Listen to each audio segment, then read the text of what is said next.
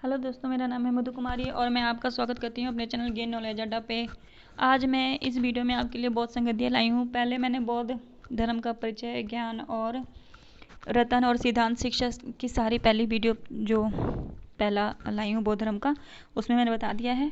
ये दूसरा बौद्ध धर्म पार्ट 2 है, तो आप इसको ध्यान से देखिएगा। इसमें हम बौद्ध संगतिया के बारे में बात करेंगे, बौद्ध धर्म के साहित्य और उनका जो संबंधित अन्य तथ्य हैं बौद्ध धर्म से, वो भी करेंगे ताकि आपका कोई भी प्रश्न छूट ना पाए किसी भी एग्ज़ाम में। तो चलिए वीडियो को शुरू करते हैं। देखिए, सभा, स्थान, समय और अध्यक्ष और शासक, मतलब कौन सी सभा, कौन सा स्थान था, किस समय हुई, कौन से अध्यक्ष थे और शासक उसमें कौन थे। तो चलिए शुरू करते हैं। प्रथम बौद्ध संगति राजगिरी बिहार में हुई थी और वह जो समय था वो 483 ईसा पूर्व में हुआ। ठीक है। जो अध्यक्ष थे उस समय उनका नाम महाकश्यप था और शासक उस समय जो समकालीन शासक थे वो अजात शत्रु के उसमें हुआ ये काल में। द्वितीय बौद्ध संगति वैशाली बिहार में हुई और 383 ईसा पूर्व, मतलब 100 साल बाद हुई है। इसके जो अध्यक्ष थे साबाकामी थे और उस समय जो शासक थे कालाशोक थे। तो ऐसे प्रश्न आ जाता है कि प्रथम बौद्ध संगति कहाँ हुई थी या किस समय हुई थी। ठीक है। और उसके अध्यक्ष कौन थे या उस समय समकालीन शासक कौन थे। तो इस तरीके से आप देखिए यहाँ पे 4 प्रश्न बन रहे हैं। ठीक है। इसी तरह द्वितीय बौद्ध संगति वैशाली बिहार में हुई थी और ये 383 ईसा पूर्व और साबाकामी इसके अध्यक्ष थे और कालाशोक शासक थे उस समय। तृतीय बौद्ध संगति पाटलिपुत्र बिहार में हुई। आप देखिए यहाँ पे ट्रिक देखिए, बिहार में ही तीनों हो रही हैं। जो प्रथम 3 बौद्ध संगतियाँ हैं वो बिहार में हुई है। पाटलिपुत्र वर्तमान पटना है, ठीक है, वो भी बिहार। वैशाली भी बिहार में है और राजगिरी भी बिहार में है। तो आप बिहार से संबंधित इसको आप देख सकते हैं। मतलब आप अगर नोट बनाए तो बिहार बना के बिहार लिख के और उसके साथ ये लिख सकते हैं कि बिहार में ये हुई हैं, पहली, दूसरी, तीसरी। और एक कुंडलवन कश्मीर में जो चौथी है वो कुंडलवन कश्मीर में हुई है। ठीक है। तो पाटलिपुत्र बिहार में हुई और जो सन था, जो मतलब समय था, वो था 251 ईसा पूर्व में और मुगलीपुत्र तिस इसके अध्यक्ष थे उस समय और उस समय अशोक का शासनकाल था। उसी तरह चतुर्थ बौद्ध संगति हुई वो कुंडलवन कश्मीर में हुई थी और ईसा की प्रथम शताब्दी में हुई थी। अध्यक्ष वसुमित्र थे और उपाध्यक्ष अश्वघोष थे और शासनकाल उस समय कनिष्का था। ठीक है। तो चलिए आगे देखते हैं।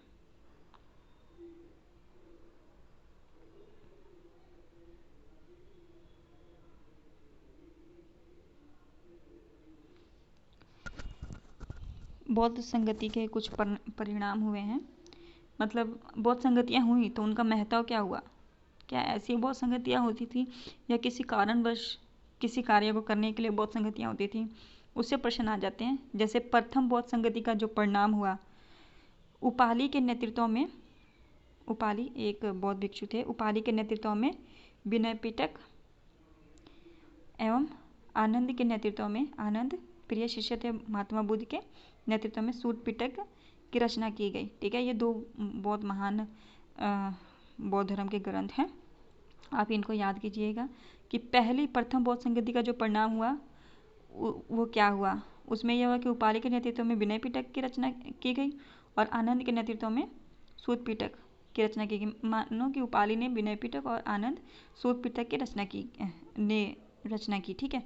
और सूत पिटक को प्रारंभिक बौद्ध धर्म का इंसाइक्लोपीडिया कहा जाता है। जो शुरुआत का जो बौद्ध धर्म था जिसको शुद्ध रूप में माना जाता है उसका इंसाइक्लोपीडिया कहा जाता है। मतलब संपूर्ण जानकारी सूत पिटक से आपको मिल जाती है। इसमें बुद्ध के पूर्व जन्म की जातक कथाओं का भी संकलन था। कहने का मतलब है कि बुद्ध, जो महात्मा बुद्ध थे, वो पूर्व जन्म में भी विश्वास रखते थे। ठीक है। और उन्हीं से रिलेटेड कुछ जो कथाएं हैं वह इसमें सम्मिलित थी। द्वितीय बौद्ध संगति का परिणाम हुआ हो, कुछ बौद्ध भिक्षुओं ने मिलकर बौद्ध संघ से अलग होकर महासंदीक नामक संप्रदाय बनाया। मतलब जो द्वितीय बौद्ध संगति हुई उसका जो परिणाम हुआ कुछ जैसे कि भिक्षु हैं, बौद्ध भिक्षु हैं, उन्होंने अलग अलग संप्रदाय बना लिया। जैसे कि कुछ ने मिलकर बनाया महासंदिग्ध नामक संप्रदाय, और अन्य भिक्षु ने थेरवादी कलाएं, जो मतलब जो अलग हो गए, पुरानों से अलग हो गए, नवा बना लिया, वो तो महासंदिग्ध संप्रदाय की उन्होंने स्थापना कर दी। और जो पुराने थे उनको थेरवादीन कहा गया। मतलब अगर किसी भी परीक्षा में थेरवादीन आता है तो किसी भी, या ऐसे पूछ लेता है बौद्ध धर्म में थेरवाद क्या है, तो थेरवाद जो पुराने बौद्ध भिक्षु थे, जो पुराने मतलब बौद्ध धर्म को मानते थे, उनको थेरवादीन कहा गया। वो कभी बौद्ध धर्म से अलग नहीं हुए। अब चलिए वहीं पे तृतीय बौद्ध संगति के परिणाम जो हुए, अभिधम पिटक की रचना हुई। तृतीय बौद्ध संगति के परिणाम जो था वो अभिधम पिटक की रचना हुई। ठीक है, और ये त्रिपिटक हैं, आप इनको देखिए, त्रिपिटक के नाम पूछ लिए जाते हैं, त्रिपिटक के नाम पूछ लिए जाते हैं। आप इनको जरूर देखिए कि कौन कौन से हैं। सूत पिटक, विनय पिटक और अभिधम पिटक, ये त्रिपिटक हैं बौद्ध धर्म के, इनको याद रखिएगा। मोगलीपुत्तिस ने अभिधम पिटक की रचना की। ठीक है, यह संगति के बाद बौद्ध ग्रंथों में संस्कृत भाषा का प्रयोग होने लगा। मतलब जो तृतीय बौद्ध संगति हुई उसमें तो एक महत्वपूर्ण रचना यह हुई कि अभिधम पिटक की रचना हुई, और किसने की? मोगलीपुत्त ने। ठीक है, मोगलीपुत्तिस ने की, और इस संगति के बाद ही बौद्ध धर्म में संस्कृत भाषा का प्रयोग प्रारंभ हो गया। ठीक है, चौथी देखते हैं। चौथी बौद्ध संगति का परिणाम हुआ बौद्ध धर्म का हीनयान और महायान में विभाजन। जो चौथी बौद्ध संगति हुई उसमें जो मूल बौद्ध धर्म था वो हीनयान और महायान में विभाजित हो गया। हीनयान महात्मा बुद्ध द्वारा स्थापित मूल धर्म था।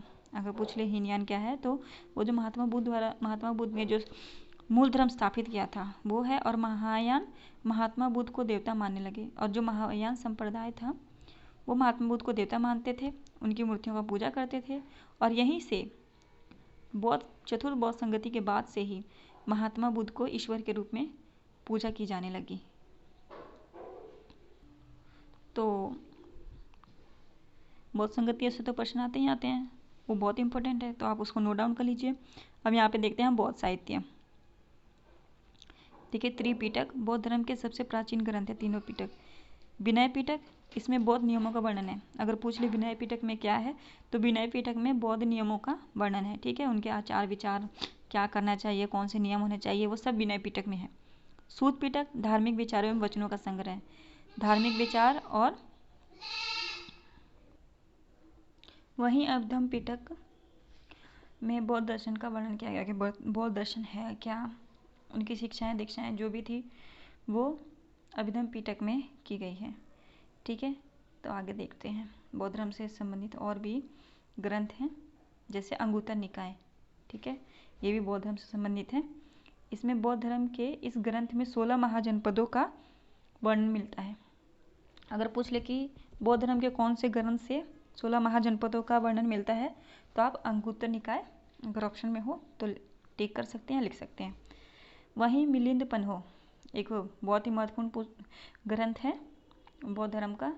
यह 100 ईसा पूर्व में इसकी रचना हुई है, और इसमें नागसेन जो बौद्ध भिक्षु थे और मिनांडर यूनानी राजा थे का दार्शनिक वार्तालाप का संकलन है। इसमें राजा मिलिंद और नागसेन का संवाद, यानी कि प्रश्नों उत्तरों का संग्रह है, कि उन्होंने मिनांडर ने, यूनानी राजा जो थे, उन्होंने नागसेन से जो प्रश्न किया उसका उत्तर और प्रश्न इसमें वर्णन किया गया है। ठीक है, और वहीं जातक भी बौद्ध ग्रंथ है, उसमें बुद्ध के पूर्व जन्म की कथाओं का वर्णन किया गया है। मतलब जो भी कथाएं हैं बौद्ध धर्म में उन सब का संग्रह है वो जातक है। ठीक है, चलिए अब यहाँ पे देखते हैं महायान संप्रदाय से जुड़ी प्रमुख तथ्य।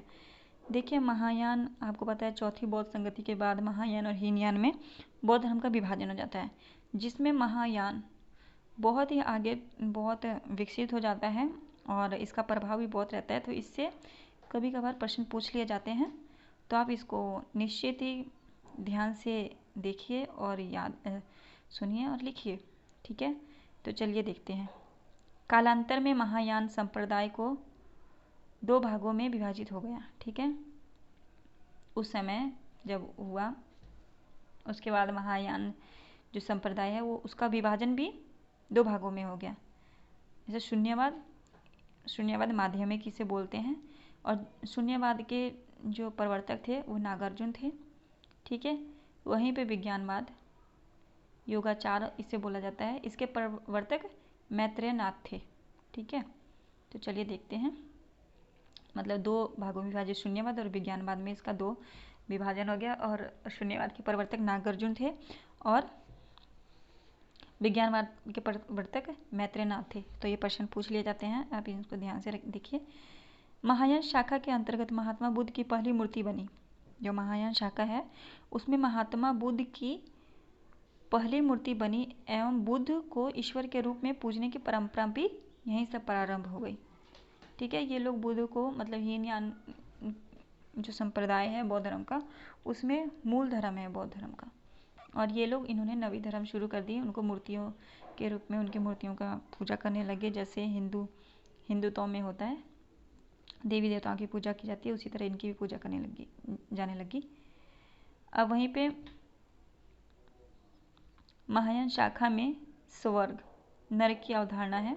जो महायान शाखा है उसमें स्वर्ग और नरक की भी अवधारणा को सम्मिलित किया गया। बोधिसत्व की अवधारणा का विकास महायान शाखा से हुआ, जो कुल 4 हैं।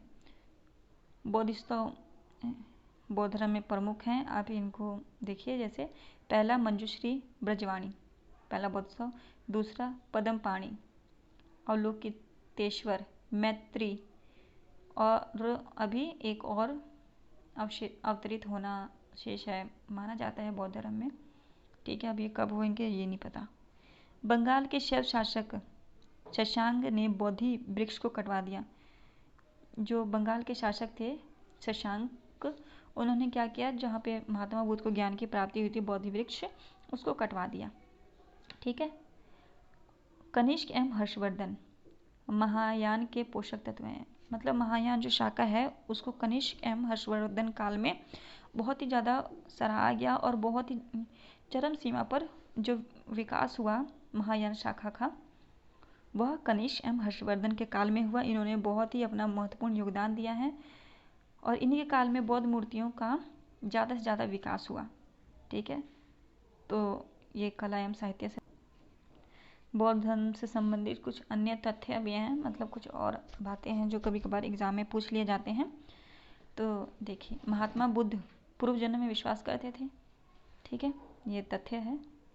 और महात्मा बुद्ध ने सर्वप्रथम उर्वेला में तपस्या की। जो पहली बार उन्होंने तपस्या की वो उर्वेला में की थी। बिहार एवं बंगाल के पाल शासकों ने बौद्ध धर्म के प्रचार प्रसार में महत्वपूर्ण योगदान दिए। ये मतलब अन्य महत्वपूर्ण पॉइंट है जो बौद्ध धर्म से संबंधित है। तो यहाँ पे पाल शासक बिहार और बंगाल के, उन्होंने प्रचार प्रसार में महत्वपूर्ण अपने योगदान दिए हैं।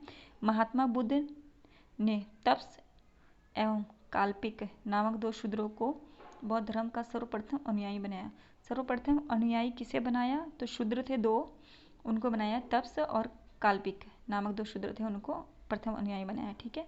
बौद्ध भिक्षुओं के निवास स्थल को विहार कहा गया। जो बौद्ध भिक्षु हैं उनके निवास स्थल को विहार कहा जाता है। और चैत्य जो पूजा स्थल होता है, बौद्ध भिक्षुओं का जो पूजा स्थल है उसे चैत्य कहा जाता है। स्तूप मृत्यु का प्रतीक चिन्ह है, ये मैंने पहले भी बता दिया और पहले जो वीडियो उसमें बताई है। और शेर है बौद्ध धर्म में, शेर समृद्धि का प्रतीक चिन्ह है। हाथी बुद्ध के गर्भ में आने का प्रतीक, और सांड यौन का प्रतीक है। तो आशा करती हूँ आपको मेरी ये वीडियो पसंद आई होगी। मैंने बौद्ध धर्म से संबंधित पार्ट 1 और पार्ट 2 इसलिए बनाया ताकि वीडियो लंबी ना हो जाए और आप अच्छी तरीके से देख पाएँ, ठीक है। तो अगर आपको मेरी वीडियो पसंद आई हुई तो प्लीज़ लाइक ज़रूर करें। मैं नहीं कहूँगी कि आप मेरे चैनल को सब्सक्राइब करें या ना करें, क्योंकि अगर मेरी वीडियो आपको पसंद आएगी तो आप ज़रूर अपने आप ही कर लेंगे, ठीक है। शेयर ज़रूर कीजिए ताकि और भी देखें। और जितने भी प्रश्न बनते थे बौद्ध धर्म से, उन सब को मैंने सम्मिलित किया, किसी भी पॉइंट को मैंने अधूरा नहीं छोड़ा है, क्योंकि मैंने बहुत बुकों को देखने के बाद एक ही वीडियो जो 2 पार्ट में लाई हूँ उनमें सबको सम्मिलित कर दिया। तो धन्यवाद, बाय बाय।